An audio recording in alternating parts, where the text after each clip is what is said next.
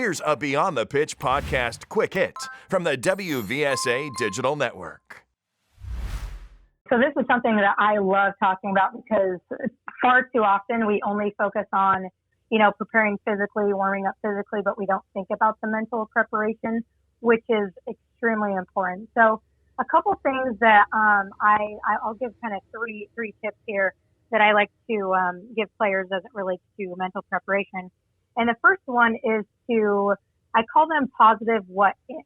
So a lot of the time when a player's thinking about the game, they're thinking, what if I make a mistake? What if I don't start? What if I, get beat? And it's all of these negative, like, oh no, what if this happens kind of thing. So what this is instead of thinking the negative what if, we just think the positive what if. So get out a notebook and write, what if I score a goal? What if I make a great pass? What if I am a starter? What if I have the best game ever? Like just thinking about all of the good things that could possibly happen.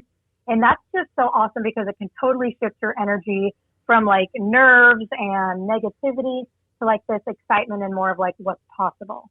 So that's one thing. And then another thing, and you can do like all three of these, you can choose one of them. But another thing which has made the biggest impact in my life as an athlete is visualization. So that's the one thing that I used that completely transformed how I felt before I played, but also transformed how I actually played. Like it gets rid of nerves, it gets your body and your mind kind of in the right state before you play.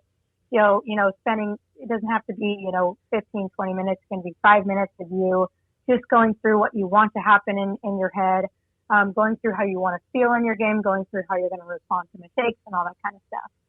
And then the third one that I would say is coming up with pregame intentions.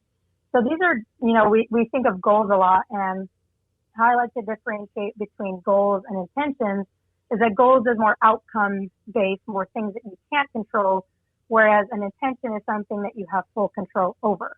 So instead of saying, I have a goal to go score 2 goals today, well, you don't really have complete control over that. Instead, come up with an intention. So maybe it's I'm going to step onto the field and get stuck in immediately, or I'm going to play with confidence today. Or it could be a simple intention such as I'm going to go out there and have fun today. Like just something to really narrow in your focus and focus on those things that you really do have control over, kind of like we were talking about earlier.